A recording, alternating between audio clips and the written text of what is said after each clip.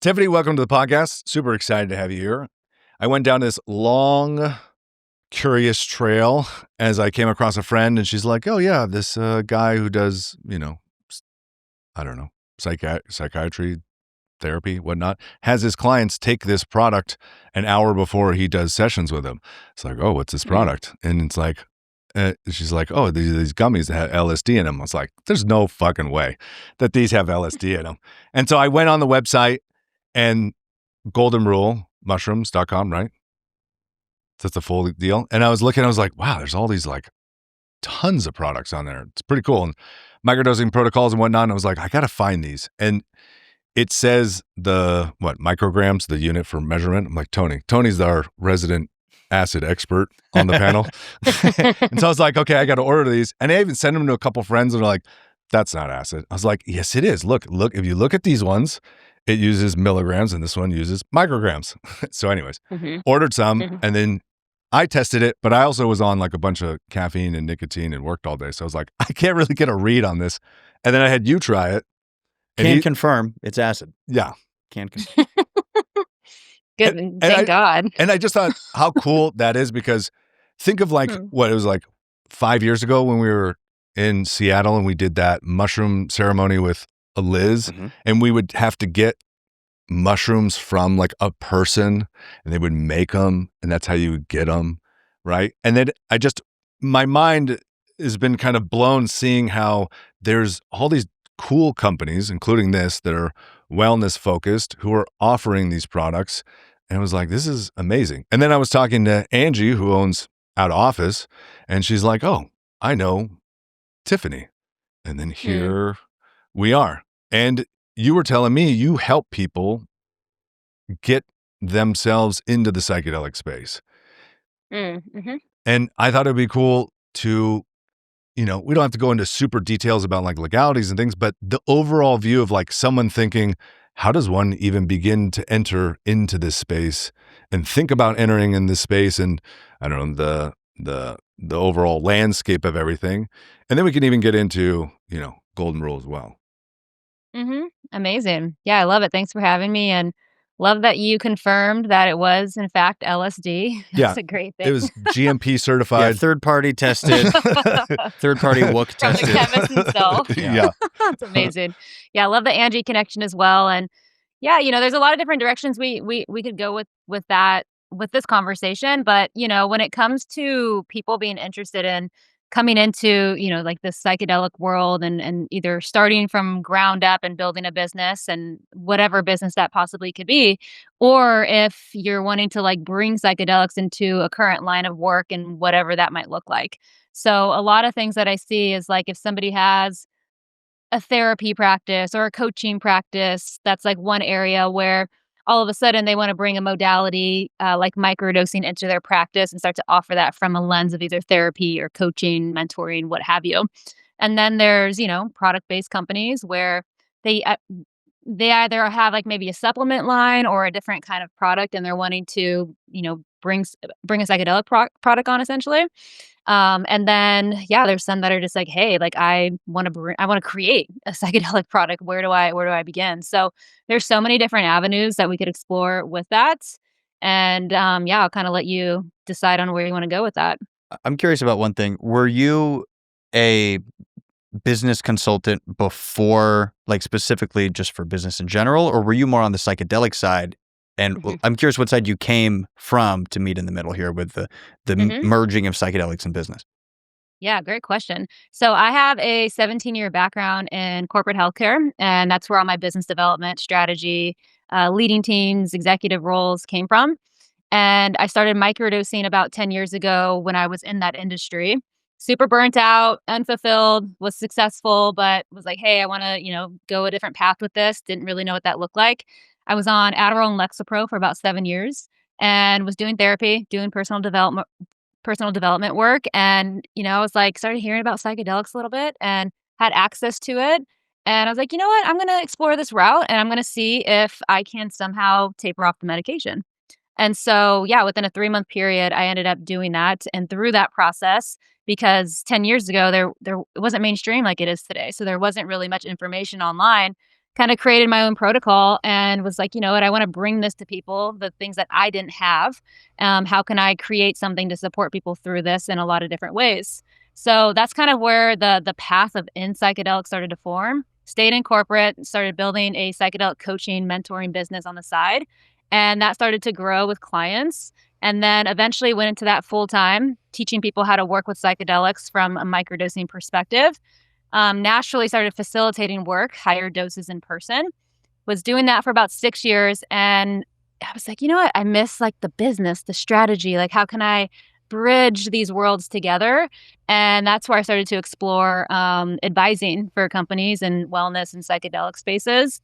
And then it kind of all formed together where I'm playing multiple hats with all of that, but that's really where the business came first, and then brought it into supporting psychedelic companies. Because if we look at Fortune 500 companies that I was working in, those are obviously very much so well-established, huge companies. And we look at psychedelics, it's not even an industry yet, right? We call it a space, we call it a sector, like it's not even a full industry yet. So I say that because all the companies that are in this, field, so to speak, are startups, are pretty much new companies. So it's been really fun to start to bring that experience into a lot of the companies. Yeah. Cool. And was Golden Rule the first one that you took on, or did you have a few before that? And this is the current one you work with now? So other product-based companies, no, not product-based companies in the degree and in the depth of how I'm working with Golden Rule, but definitely more so projects that I was working on with companies in the psychedelic space, or more so drug development side. So like startup biotech companies, they were looking to create a product, but it wasn't actually like a psychedelic product that's a microdosing product that's on the market, essentially. Right. Yeah, it's still very early stage. I do want to say the Golden Rule, like the designs, the packaging, even the product itself, from the couple that I've seen have been really amazing. So Brent showed them to me, brought them home, and he brought like a couple jars with the LSD, with the mushrooms, with the San Pedro, and yeah, I'm really impressed by the level of branding and even the quality of the products that you guys have put together. So just wanted to give you a shout out for that because it's really nice. And super informative newsletters. You're always getting emails with like support and education. And I know you guys are really big on that. And I think that's very important, because unless you are just super into psychedelics, people still have so much fear around it. Right. And you have to be so gentle in how you get it in. And I imagine in another 10 years it'll shift, but we're still not in that place. And so you have to really, I imagine, guide people in and make them well informed. Also, make sure they are safe. And then, like, oh, I'm just going to take 4 of them right now. And I'm in a soccer game. So and this is not a good idea. So true. There's so much that goes into it. And thanks for that. Thanks for the love on the branding. So I actually just saw our rebranding. We're going through a full rebrand that's coming out November, actually. And it's amazing. So really excited for that to come out. And it's a whole new up level. So I'm glad that you love it now, because when you see the new branding and the bottles and everything, it's just a full up level. So we're stoked and excited about that. Yeah. Yeah. But to your point too. So teaching people is a whole other avenue, right? It's one thing to have a product and to have an excellent product with everything that goes into it. But it's another to teach people how to work with it. So, the approach we love to take is through like a lens of wellness, a supplement, because at the end of the day, that while this is, a psychedelic and a plant medicine and medicinal, and there's a lot to honor within the, where they come from, of course, like there's always pay and respect to that in a deep way. We also live in a world where that's confusing for a lot of people to talk about it through the lens of medicine. They think it's a pharmaceutical. And so that's really the wellness approach that we love to take, is like, hey, this is a supplement. And to your point, teaching people really how to work with it, because if you go buy a supplement, there's not really directions on needing to work with that. It's like, hey, take it daily, take it in the morning, take it in the evening. Whereas if you look at a pharmaceutical, it's like, okay, take daily, usually in the morning. But with this, it's more so working with different products, and how do you work with those different products, and how do you work with different dosing for those products, and how do you know which one to even work with when you're new to it, and you're wanting to experience something, but you might not understand how that product might specifically support with that, one thing, as just one example. So it's huge to have that education. So when you guys are developing the the blends or the different types of products, how do you think about going about that? Like structuring it, maybe adding things with it? Is it based on like a protocol or an experience? Like, how do you think, and I guess also people who are, starting up, like if they want to get in psychedelic space, how do they think about creating products? How can they think about it? Thinking about it through the lens of like an experience, right? Like what are the benefits that if we look at it through just looking at the psychedelic itself, right? If there's psilocybin, if there's LSD, if there's San Pedro, fully understanding how does this particular product, like psychedelic product, what is the experience that this creates and how does it create that experience? And then taking that, and if we look at it through the lens of adding in functional mushrooms or adding in adaptogens with psilocybin mushrooms, for example, what functional mushrooms are also going to add and align with that product specifically. So if you look at psilocybin mushrooms, there's different strains. Different strains create slightly different experiences. Different strains have different potencies within them. And so you want to really like evaluate that and have clarity on that full piece. And then as you start to add in functional mushrooms, adaptogens, what do each of those offer, right? If we look at lion's mane, breaking down the properties of what that experience and the benefits are adding into that. Same thing with reishi, same thing, all these different adaptogens and functional mushrooms. And then if you look at LSD, you wouldn't add functional mushrooms into like an LSD gummy, for example. It doesn't really align with that. Whereas with mushrooms, stacking and adding things in, there's actually a lot of research on the value and the benefit of that. LSD is already pretty active where you don't need to add anything to it. And then San Pedro, you can do similar things with San Pedro. So that's usually through the lens of just a few layers of how we kind of break it down. And then, everything goes through a full, complete testing process. I'm usually the lab rat, which is always fun. So, if you need there's more a lot lab that goes rats, into it, though. if you need extra lab rats, you let us know. I know who to find. Yeah, we Yeah, could be the- exactly. If you need a third-party Product testing testers. manufacturer. Yeah.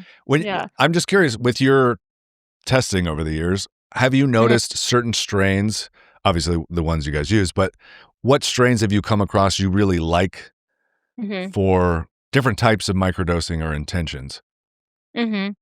So microdosing, you want to go with like a more mild strain for your average person. Now, it's very rare, but still common, where if somebody has a higher tolerance, then maybe a little bit more potent strain would be more beneficial for them. But usually across the board, start with a golden teacher strain, very common, very mild. An Avery strain, it's mild, but it's a little bit active comparison to golden teacher. Hillbilly is another one. So the names are amazing. They're definitely unique. But those three are the main ones that we serve with microdosing. And they're definitely the most common for sure. Now, if you want to go like a little bit higher, we offer like 1.5 grams truffles that are amazing. Those have a different strain called Yeti, which is definitely a stronger strain, which you want for a higher dose because it's going to take you into a deeper experience. Penis envy is another one that people love to work with. That's definitely more of like a potent strain for sure. Some people do microdose with that though. And you also want to look at like I said, the experiences of each. Like one might feel more uplifting. One might feel more euphoric. One might feel more grounding. So to give you an example, if we look at we have a single strain with Avery, Hillbilly, and Golden Teacher. And then we took each of those strains and created blend products out of them where we added medicinal mushrooms and adaptogens. So going back to your question of like, okay, well, what has you know how to create a certain product with a certain experience is we look at an Avery strain that's a little bit more active, that's known for kind of like getting shit done, getting into a flow. And we paired that with certain mushrooms that would kind of meet that experience to support with those benefits. Like getting into a cordyceps or flow with something. work. Yeah, getting to flow with working out, like things like that. So that's always kind of the lens that we're viewing it through when it's coming to creating new products. At least a few of the lenses that we look at it from. For me, that's what I always consider when I microdose on my own, just taking different strains. If I'm doing something active, I want to make sure it's kind of crisp and clear and inside my mind and not like a heavy body load, or else then you get a weird social dissociative effect or whatnot. So it's like, that's what I noticed. I have a lot of different, so I'm a trainer, I have clients, and they'll come across, different brands who you got to use Signal, and they're like, oh, check this out, and I get these mushrooms and they're great, and they have this whole branding. I'm like, what strain is it? And they're like, I don't know, they're just nice. And you're like, I don't know, I'm such a big advocate, you should know what the strain is. Like, even as a consumer, you should know what the strain is, other than just buy it and then go, I think it's great. It's like, I wouldn't take a mushroom unless I knew what the strain was, because depending on what it is, 200 milligrams versus one versus the other is totally different.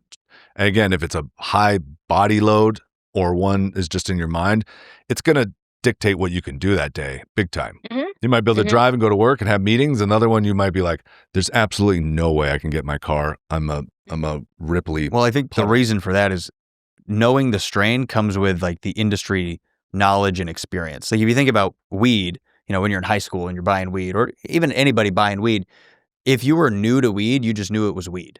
They're like, here's some weed, smoke it. And you're like, this is a good one. But when you start smoking weed, then you're like, oh, Blue Dream, Alaskan Thunderfuck. And you start learning all the strains, but you have to get into weed first to start knowing about it.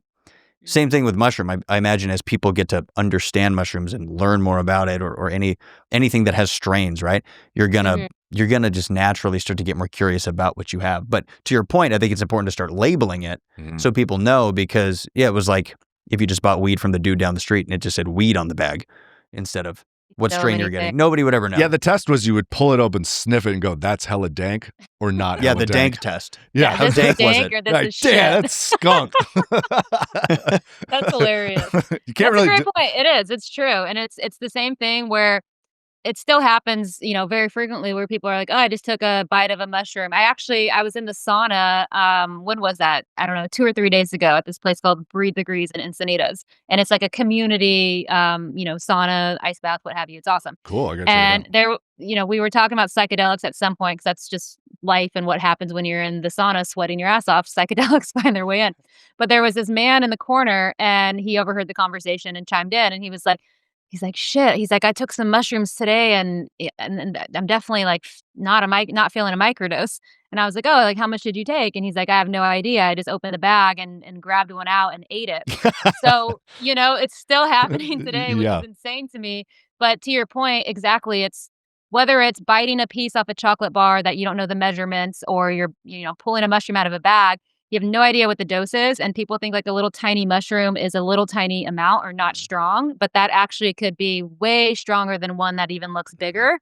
Or even taking into consideration the strain, where one strain you can measure it out and say you're microdosing 250 milligrams, and then you go with a different strain and you microdose 250 milligrams. If one's stronger than the other, that's actually going to be a way different experience, even though it's the same dose, or even though it's the same milligram dose. Totally. So definitely something to take into consideration with that. Yeah. Label your strains, people. You have to label your strains. The strongest mushroom journey I've ever had was a little over 2 grams of blue enigmas. And I've taken multiple grams of other strains. Yeah, like 5, 6. Yeah. And then you take your heroic dose of some other mushrooms, and it's intense, but 2 grams of enigmas, and I was on another planet. Strong. Yeah, very, very strong. So you're totally right. The strain labeling is key. Yeah. I get why people probably don't do it, because they don't want to mention that there's something in it, but it seems like, things are changing.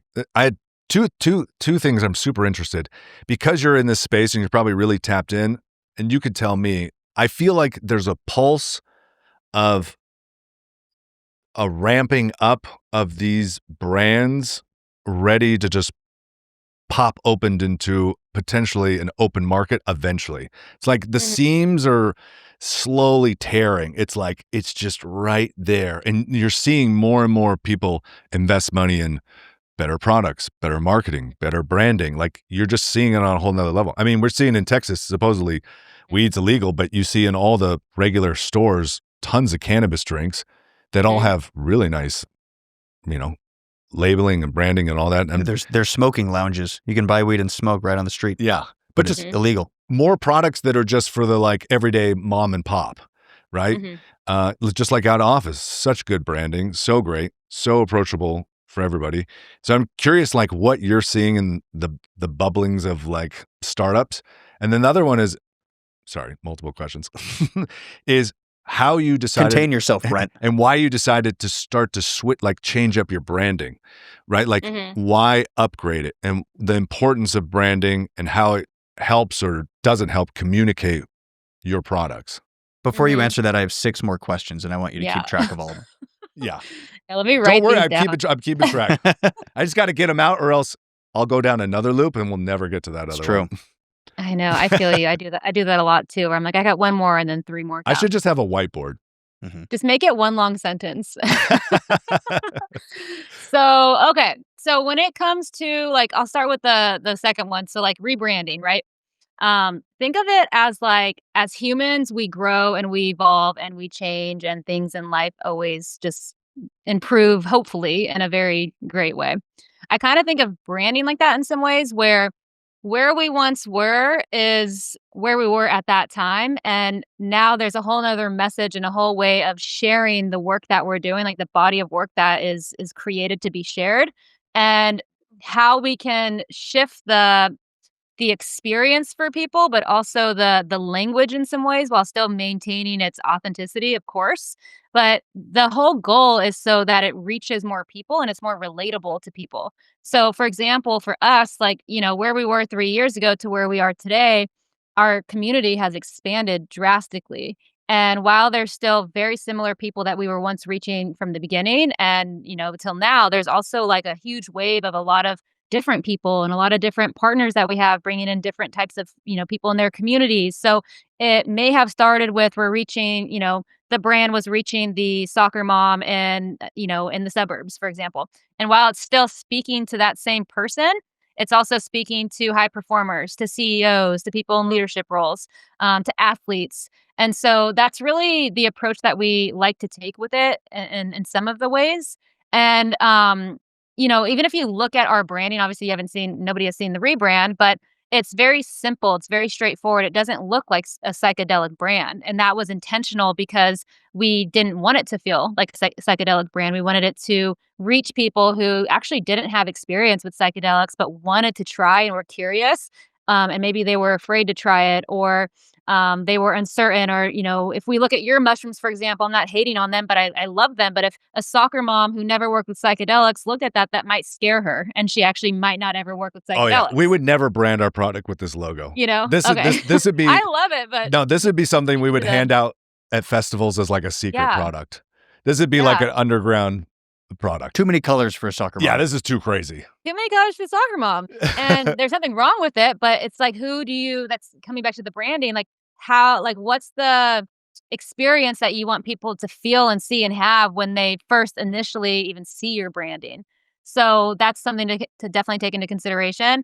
And then going to your other question. So I would say, yes, there's left and right so many companies popping up all over the place. And it's interesting because I do think that when we look at the projections of the psychedelic space, right, it's like $7.2 billion. And I think I saw, I don't know, 3 or 4 months ago, it was like $9.2 billion. And it's like, what does that even mean, right? It's like we're looking at drug development companies. We're looking at retreat centers. We're looking at the microdosing. Like we're looking at it all, essentially. And people see that number and they see like, holy shit, this is a huge opportunity. I want to get into this. But then I think even beyond that, you start to add how many more people are working with psychedelics and having a good experience and being really impacted by it. And that's usually the root of why people decide to start a microdosing business, start coaching clients in their therapy practice through microdosing. Oh shit, I want to create a product because, I love this product, but what if I, made my own little twist and added this experience of, what I want in this product? So I think the root of it is coming from a good place of wanting to literally serve and bring something really valuable and beneficial to the world. And I love that. And there's a lot of different stuff out there. It's like if we look at the cannabis space, how that was, if we look at even the supplement, nutraceutical space, it's definitely like oversaturated in so many ways, but there's also a huge need and a demand because of how many more people are working with them. Yeah, it's super exciting. You see all these like sauna places, and now you're seeing sauna day raves and all these things. Mm-hmm. And I think it's like I don't can't remember the numbers, like 9-year, 90-year, whatever lows on alcohol sales across restaurants. Do you know the exact stat? It's something crazy. They're like this. At alcohol at stores? No, I'd actually be imagine it's insanely high. No, it's the sales across like restaurants and bars has gone down. It's like like a 9-year low. Like Oh, wow. the trend is more and more people are not drinking, and it's Yeah. going down and down and down. I'm sure if you just chat GPT, it'll pop up, Yeah. but you can see that, and you can also see that with the wellness trends again of the sauna and Mhm. whatnot. People want to be social, but people care about their circadian rhythm, right? And Mhm. want other ways to connect. And mushrooms and some of these psychedelics, especially at low doses, are such good ways to connect to yourself and connect to others, and then wake up the next day and feel great and continue on your wellness. Go on a run in the morning, go to yoga, take it and go to yoga, like instead of alcohol, right? Mhm. And it's so exciting that you'll have all these different options coming. And one of my favorite products you guys have that I took recently is the San Pedro, which is probably honestly Mhm. my favorite product of yours. Because I tested it. I took the microdose, it said, and then I was Mhm. like, let's double that Mhm. to see what it feels like. Because I couldn't really tell. And then I Yeah. doubled it again to really test. I got to test it, Yeah. right? Yeah. And Good. the way I describe it, and you could tell me what you think, is it feels like the feeling after you go on a long walk and then you come back inside and you feel calm and then just relaxed, but and not in it. Yeah, just like I can sit on the couch now and I feel chill. Yeah. But there's no psychedelic feeling to it. Mm-mm. It's Yeah, and you don't very feel interesting. sleepy. You're not, like, going to sleep. You're just chill No. and grounded. Yeah. And Mhm. you've taken high doses of San Pedro, right? Yeah. And you just made you run around the woods and Yeah, it's very grounding. I just wanted to take my shoes off the whole time, which I did, and Yeah. you want to be one with the earth. I think it's one Mhm. of the most grounding substances I've had the pleasure of meeting. It's very much just. I like your explanation. You go on after a long walk and you walk inside, and it's that feeling of peace. It's like, okay, I'm home, and it's relaxing, but like you said, not tiring. Yeah. You don't have a care. You want to be one with nature. I also did. This was interesting. I did have super strength. I Mhm. could climb things very quickly and easily with San Pedro. Mm. But I think it's definitely not one that you're going to have a quote unquote trip. You're Mhm. not seeing things. It's not psychedelic, but for someone who's maybe overactive with anxiety, I would imagine it's very, very useful. Or someone that's overthinking, it'd be a very useful tool for them to microdose. I like how you explain in the the verbiage of how it works. Like, can you explain how it does work and why you decided to create a San Pedro microdose? Mhm. Because I saw that it's like supposed to help you calm your nervous system, create a little bit more of a balance. I was like, oh, let's try it. But I'm curious, what the research shows or what you've seen using with other people. Well, thanks for the love on the product. That's exactly the product. How you guys shared it is exactly what the product is providing. So I love to hear that. And yeah, so San Pedro, it's when we look at let's look at LSD, psilocybin, and San Pedro, right? They're the three most common, medicines to microdose with. While there's crossover between the three of them with supporting serotonin levels, with our dopamine levels, with lowering inflammation, supporting with neuroplasticity, right, which helps us become more adaptable and receptive to making changes, like all those incredible benefits that I can go on and on and on about. What we find is like LSD is more in the mind, more cerebral, more dopamine focused, more sharp, more clear. Um, psilocybin mushrooms, more body based, more somatic, more serotonin levels. San Pedro is a balance between both. So if we look at LSD and that's a little bit more dopamine focused, right, that might feel a little overstimulating for a lot of people. Now, psilocybin, if somebody's going into their emotions, into the body, that also might feel a little stimulating for some people. One isn't better or worse than the other. They're just very different experiences. So the fact that San Pedro balances all of that out, where you're not too in the head, you're not too into your emotions, it's actually supporting with regulating the nervous system in a lot of ways. It has, it's Wachuma. It has a high amount of mescaline in it. So it has over 56 alkaloids, which, when we look at mescaline, it's directly supporting like the intestinal line where we hold a lot of shit and we hold a lot of emotions that kind of get stuck there. And when you think of the component of the balance of regulating, it's moving that. And so it feels a lot more grounding in a lot of ways. It's definitely the most gentle. So exactly, it's non-psychedelic, non-psychoactive in those terms where it's more grounding, and more calm than any other psychedelic or plant medicine that's out there right now. So those are just some of the benefits. That's a lot of what the science is showing. And yeah, I mean, I can go on and on about it. Wait. There's so many benefits. So so it's a psychedelic, but at certain doses, will it become psychoactive, or it would You'll just be see more some. intense of that grounding feeling? Yeah, it's very like heart opening. So when we look at ayahuasca, that's like a grandmother. That's like known for being the grandmother. San Pedro Wachuma is known for being the grandfather, peyote.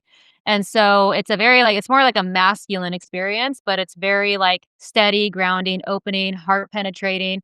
So if you sit with a higher dose of it, you're not essentially like seeing all these patterns and colors that like there's no DMT like there is with ayahuasca, and there's no of that pattern component that psychedelic component with mushrooms. So it is a lot more like kind of body based, and you'll feel like a deep penetration with it. Like you'll feel a deep experience, but you can get up and you can walk. You can get up and go pick berries off the land that you're on. Like you're not in a experience where you're like deep, psychedelic tripping, so to speak.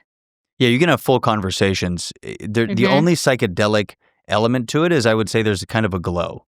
You don't have like Huge tracers of glow. LSD, but everything's Almost like a glowing. rainbow's, like, penetrating out of Yeah, your heart into the earth. It's, like, the best way that I can describe that. totally. Truly.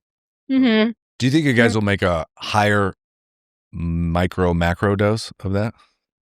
It's possible. It's possible. I mean, we just brought the product on about 2 months ago, and it's been absolutely incredible. The feedback and everything that we're getting from the community is blowing us away. Yeah, it's 10 out of Um, 10 for sure. yeah, we appreciate that. Yeah, and, I think we probably eventually will get to that point. Yeah, and there's definitely some conversations that we're having, and yeah, yeah, we'll It's see. such a lovely, yeah, Yeah. it's really nice. It's really nice. Mhm. Yeah. Especially Yeah, and someone it's with a a low microdose. When people are used to microdosing mushrooms, they see 500 milligrams, which is what one of the capsules are with San Pedro. A lot of people are nervous about that because 500 milligrams is way different than 150 with mushrooms. But that's actually going back to how each substance essentially has its own potency and experience. It's a very low dose for San Pedro, so it's actually on the very low dose of it. And so the fact that you took 2 or 3, 1,500 milligrams is definitely still within a microdosing experience, just a higher microdosing experience. That's great. I want people to walk away with this episode, you know, I imagine there's a lot of people listening who maybe have never really microdosed, that they've heard the term. If you could just give maybe a little bit of an outline of people that are interested in microdosing, maybe they're going to go to Golden Rule, maybe they're going to find a microdose product they align with, and how to begin that protocol, maybe how to like think about preparing themselves, setting intentions. I know you have Mhm, training in that, but if you had like a general overview of people interested and they're like, I just want an idea of like how this process would go for mhm. myself and I want to start because I want to, I can't run away to a retreat. I got things I got to do, but I do want to start to deepen my well-being or my mental health on my own. Yeah, so if we even, like, define microdosing, right, it's like it's subperceptual and subintoxicating, which means you're not tripping, you're not hallucinating, and why it's so attractive for so many people and why it's so mainstream is because we can work with it day to day. I'm microdosing right now, and I'm on a podcast, I'm chilling, I feel good, I'm not tripping, at least I don't think I am. So, it's you can fully function, you can drive your kids to school, you can do all things in life, and the goal is that it actually supports that and really like optimizing the way that you feel and the way that your health is. And so with that comes consistency. So if we think of a high dose, right, that's, unattainable for a lot of people to like stop, create the space, go into this journey that's all day and then, create the space on the back end for integration, which I love that experience, but it's not accessible for everybody. So with that's a one-time experience, right? That you can do multiple times, but you're not doing that daily or three times, four times throughout the week. Microdosing, you are, and you can, because it's such low doses where, you can microdose 3 to 5 times a week and over a certain amount of time, 30 days minimum, up to 90 days, take a little reset. And then you can choose to work with a different product, a different psychedelic product. You can choose to work with different protocols. So, step one is like getting clear on, okay, what am I looking to experience, right? Maybe I'm going into deep healing. Maybe I want to feel more creative. Maybe I'm just curious and I want to know how this feels. Start to get educated on the substance itself, kind of what I talked about, like psilocybin has this experience, LSD supports with this, San Pedro supports with this, and see if there's a relatability in that with what you're looking to experience. So that's one step. Trusted resources is a huge component, like know who the hell you're getting your products from, how it's grown, who's growing it, where it's grown, all of those things. Is it tested? Is it organic? Like literally I can go on and on about that. And then when it comes to choosing like the consistency of the protocols, start with a set protocol, and there's a variety of ones with different products you can work with. So a very common one is like a Fadiman protocol, which he's, the godfather of microdosing. A lot of research on this protocol, was the first one to come to the space. That's microdosing every third day. So it's like you microdose day 1, day 2 you're off, day 3 you're off, and then day 4 you're microdosing again. You can microdose 5 days on, 2 days off. That's a Paul Stamets protocol. You can microdose every other day. Like there's a lot of ways that you can play with it, but the point of that is have structure with doing it at least 3 to 5 times a week, like I shared, but create set it up in a way where allow yourself to be adaptable to what's going to actually work for your lifestyle. Now, meaning when somebody's new, they're afraid of, hey, if I miss a dosing day, is that going to completely like fuck up my experience? Or I'm going to be traveling to, across the United States or to Europe. Like, I don't want to start this and then stop. So that really is okay. You can travel with it. And the way that we've created is it's like a wellness product. The active ingredients are not on the label, so that helps. But again, that's like your, take it or leave it for how you want. But my point is like, it's not going to disrupt anything in your day. So you can just take it throughout the days and customize an experience for you where it's going to support that. Because that's really the goal, is like, how can this support my life and which one's going to support it and which days do I find that are going to be most beneficial? And then the last thing I would add to that is integration, right? Add in modalities, add in breath work, sauna, walks in nature, do some journaling, meditation. All those things just really complements it really well. Yeah, super intention based. You don't take it like a vitamin D and be like, okay, off I go. Mm-hmm. How did you first start microdosing? What was your experience first microdosing?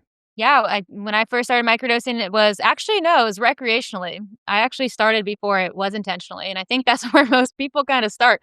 Is it was recreationally for me, and I was working with higher doses with it. I wouldn't even say working; I was taking it with like a couple of drinks, and that was great at the time. But more intentionally was when I was looking to get off the medication, and so I put myself on a regimen with that of, okay, let me try. I did the Fadiman protocol with 150 milligrams of psilocybin with golden teachers. So it was a very mild strain.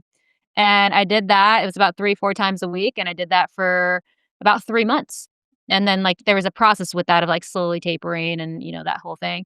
But that's when I really started. And that's actually the best experience that I had, one of them at that time, because I completely tapered off literally both of those medications. Side effect free, didn't have any withdrawal symptoms. So that was definitely my first like intentional microdosing practice. And I would say that it was pretty fucking great. That's huge. The fact Yeah, that that was my first one. Yeah. And you just kind of came up with yourself. You just created like a plan and just went for it. Yeah, I mean, I learned that the Fadiman protocol was like out and about. It wasn't like fully anchored in. It wasn't like on the Tim Ferriss podcast and mainstream and all that yet. But I was hearing about it and knew some people in the space a little bit. And I was like, all right, I'm just going to try that. And then I added my own flavor of, lifestyle modalities and taking a look at things that I didn't want to look at that I had to. Was there anything in particular you did in addition to taking the microdose that probably helped the most? Like was synergistic, like a practice you had just specific to you? Yes. So for me, a ritual in the morning, like grounding into my day. So coming from corporate, it was like I would wake up and have my coffee and do my workout and, maybe take an Adderall and then go straight into the emails. And that was just like go, go, go, go, go. And so for me, the intentional practice was how can I slow down and actually start to get in tune with what the fuck I want and who the fuck I am, like truly, without just giving my energy and my power away to all these emails as an example. And so for me, that looked like slowing down in the morning and grounding and going into breath work, going into meditation. I have a juvie red light, and I would do that in front of there. And I would take that with my microdose, and I would create a cup of, cacao, which is another beautiful heart opener plant medicine. And I would go into some journaling and go into that practice. And I would do that, the 3-4 times out of the day that I was microdosing. But that soon turned into a full day, every day, not full day, that would be nice, but an every day, every morning practice. And that's the new habits were forming because of, one, it was the consistency, but two, the rewiring of the brain that these psychedelic products are providing for us. And that's just one example. And then it turned into an evening practice. But I also took supplements, right? I'm a Division I basketball player, went to college, got a full ride. And so training, working out, eating well, like all those things were always, I was really passionate about it. But like dialing my health in even more, I got lab work done. I started taking the right supplements. I made sure my body was actually absorbing them, was drinking high quality spring water, not that bullshit from the sink. So literally getting my sleep, like my circadian rhythm. So those might sound like a lot to a lot of people, but when you break it down, like they're very foundational things that you can start to implement that will truly change how you feel within 2 weeks, if that sometimes. I think that's a common theme you hear across, whether it's, high level military guys to, people who are high level writers or creatives or monks, yogis, is that space in the morning, right? That space in the morning, and however you want to do it, with some kind of physical movement and then some kind of, mindfulness, whether it's reading, writing, breathing, whatever it is. And then I imagine deciding to go get blood work and then taking those supplements, it's actually pretty easy to do once you are actually aware and thinking about how you feel. Where if you're just, woke up, worked out, Adderall, coffee, you're working, you're probably not going to think about your blood work anytime if you just keep doing that day in, day out. Where you actually created some space to tune in and be like, yeah, I wonder what my vitamin D levels are. Like you actually have some reflection, pondering time on your health. Or like even just like do a body scan and be like, I should probably get that checked out, or that doesn't feel off, or that feels off and all that. What's your night routine? Yeah, so night routine for me looks like just winding down, unplugging, like shutting the F up is what it looks like. Yeah. Literally, like getting into my own energy. Honestly, I go back in the red light. Sometimes I'll do the sauna. I have a sauna in the backyard. I always try to do a sunset beach walk if possible, like get over there and watch the sunset. Nice. So it's really nice. Or some kind of walk, like an evening walk after the day feels so good. But when the sun goes down, I try to, at some point early around 7, I try to shut down like all electronics and do a little stretching and just do some reading, just kind of try to unwind. Yeah, 7 o'clock is pretty. Some people like that's early, and I'm like, well, I literally try to go to sleep by 9 p.m. and I love that. I love it if I can do that. I mean, it makes sense to me because it's like if you can. I'm not successful at this by any means, but I understand and I'm trying. But like if you can shut it down and then you get really good sleep, then if you have tons of energy, then you're actually productive in the times you're awake instead of taking random naps like I am. I wish I could nap. I so wish I could nap. I'm a morning person. I wake up like 5:36 and I move a little slow, but I'm ready to go. So if I don't get the sleep, then I kind of screw myself because I wake up that early regardless. You and me are the same. I can't nap. And I'm up at 6. I wish. Yeah. I literally envy you for napping. I envy you. Even like a 10-minute nap. Wait, can you do yoga nidra? Just do a 10-minute yoga nidra. That is nice. Or I do hypnosis meditation. So this is what I tell everybody that says they can't nap. I only nap because of being a trainer for so long. You'd have to train at 5 a.m. and then train at 9. There's no way. You just have to take a nap. And I just learned over the years, like I just trained myself to do it. But what you do is you find on YouTube 10, 15, 20-minute one, no longer than that. You set your alarm and you just do a yoga nidra, which is it's kind of like a body scan, and you don't put the pressure on yourself to fall asleep. Because the goal isn't actually to fall asleep, and you just lay there. Because I think people freak themselves out like, I need to fall asleep. I can't nap, so I'm not going to lay down and just sit there. But with a yoga nidra over time, it's an interesting practice because if your mind's busy, you'll notice like, I don't want to lay here anymore. I'll fight it. And it's a meditative practice. But I guarantee if you do it 7 days in a row, you will go into the state where you're half awake, half asleep. And even if you go there for like 2 minutes, you're so refreshed. It's like you had a cup of caffeine. And if you just got to keep doing it. But you only do it for like 15, 20 minutes. And then you set your alarm in case you fall asleep. And then if you don't go past that, you won't be groggy. I guarantee it. Try it for 7 days. I'm going to do it. You can go to some like deep places if you do the body scan. And that's the key is people lay there trying to take a nap, but the body scan is anchoring your mind so that you can go into that like pseudo delta wave, like almost like half you're asleep. biohacking your nap. Yeah, exactly. I mean, the yogis have been doing it 1,000 years. It works really well. Trust me. No, I believe you. Yeah, I'll give it a try. I'm going to do it tonight. I'm going to do some yoga nidra later. Excellent. It is great for falling asleep too. I have done a lot of yoga nidra to fall asleep. Yeah, that works really well. Or if you like wake up in the middle of the night, those are super helpful as well. Yeah. Love it. Well, any other? I do have one question, just more personal for you. Well, I have two questions actually. I'm pulling a Brent. I know you have a hard stop, so we'll be out of here quickly. But what is your personal favorite medicine to work with since you've been facilitating for a while? Yes. Like to work with clients, I mean. Oh, to work with clients. Yeah. All of them different. It just depends on what we're working with. Yeah, what we're working with. If someone's wanting like more energy and wanting to be more creative and I don't know, maybe they're feeling a little blocked, but they don't want to go like too deep into their emotions as an example. Usually I'll start with LSD and bring in San Pedro. There is a world where you can blend products as well, which I love that world. And for people that are new, I always recommend like at least 30 days with one substance at a time so that you understand how to work with that one, how it feels. And then it's like we can start to play in the magic of creating and playing with them together. So for example, one of my favorites, and whether it's with a client or myself, is San Pedro and LSD. So I personally will take, like if I'm getting into like a workflow, like actually for today was a great example. I took a 500 milligram of rooted San Pedro this morning. And then a couple hours later, I took a soul gummy, which is a 10 microgram of LSD. It's like a God particle, I swear. It feels really nice. It's really heart opening, grounding, energizing, clear. And it's sustainable. And that's kind of something going back to San Pedro. It's like lasting, sustained energy that stays clear. And I love that experience. So I would always look at it through the lens of it's hard to choose like a favorite or which one I would really go to. It's more so like, what do I want to experience today? What am I moving through? What's going to feel like the most resourceful?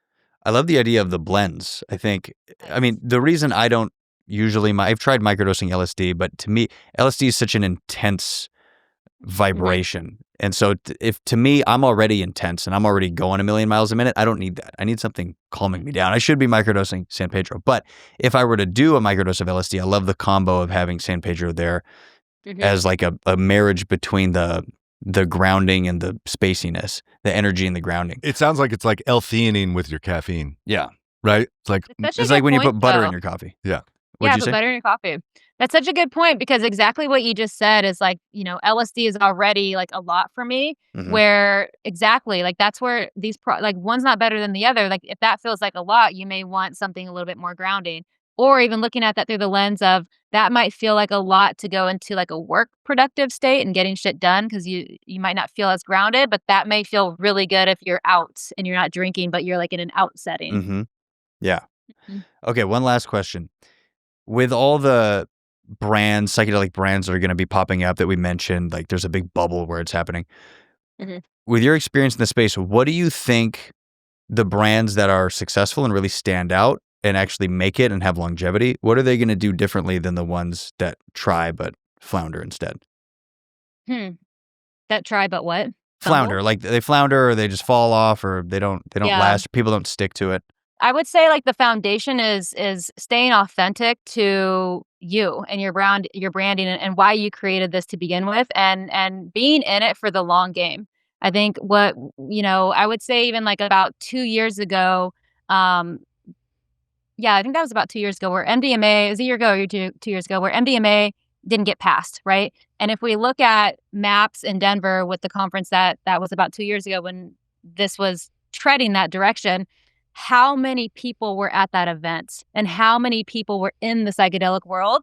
And now, because that fell flat, how many people are no longer in the psychedelic space? So I think that that's a similar experience that I want to paint the picture around is the people that are in it for the long game are going to be the ones that are still here.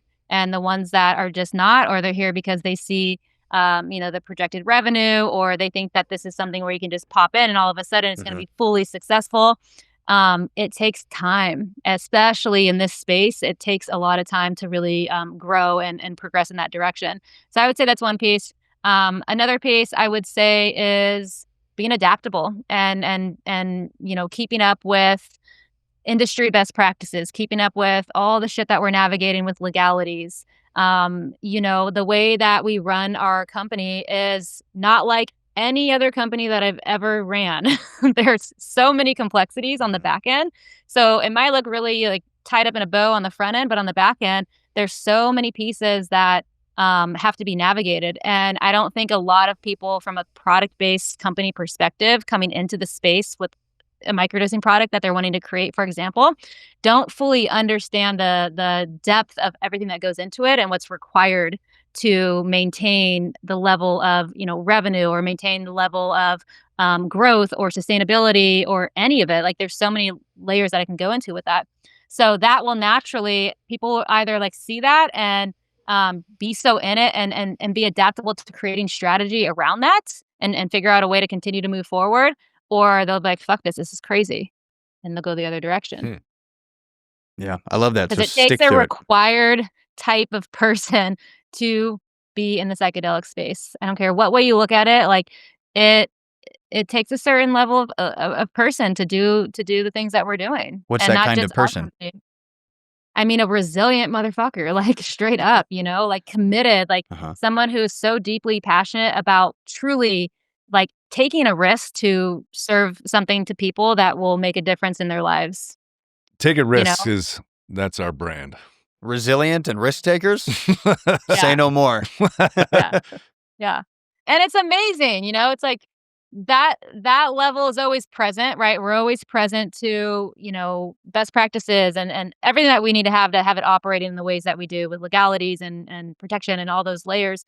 And it's like when you look at what's happening in terms of who is being impacted and the stories that we hear and the testimonials that we hear, whether it's our company or other companies or just other people and in their experiences with psychedelics, I mean, that comes back to the why of exactly why we continue to do this every single day. And if from a business perspective, anybody who's listening, who's in this experience or wanting to be, root down into that would be my suggestion. I love that. Yeah. Yeah. Well, get me fired up. I know. I wish we had another hour, but thank you for coming. I know you have a hard stop, and we're really grateful that you came out to talk to us and share with us. And I mean, I imagine we could keep going for another hour or more. Yeah, real quick, do you have any conferences or public speaking events you'll be at anywhere in the country or California or maybe in Texas? I know. I'm trying to think. I don't think any the remaining of this year. We have some online things going on. Yeah, nothing main that I can think about. We're going to be having some programs, some online speaking that's going to be coming out probably the end of November that you guys will see. So if you guys are on a newsletter, you'll start to be invited to that if you want to come. Nothing in person yet. I don't think so. That's coming to mind. Just curious if there's something we should come out to California and. We just want an excuse to come to California. Yeah. No, let's create a reason. I would love that. Yeah. We'll bring you your sauna hat. I actually want to come back to Austin. Yeah, bring the sauna hat. I love Austin. I've been to Austin a couple times and have always had an amazing experience. So where in Austin are you guys? Just like southwest part, like pretty close to downtown, but southwest. Out in the hills a little bit, by Tripping Springs. Okay, nice. Amazing. Amazing. Love it. Yeah, thanks for having me. Appreciate it. Totally. Where can people find you and the products that you're affiliated with and learn more about you?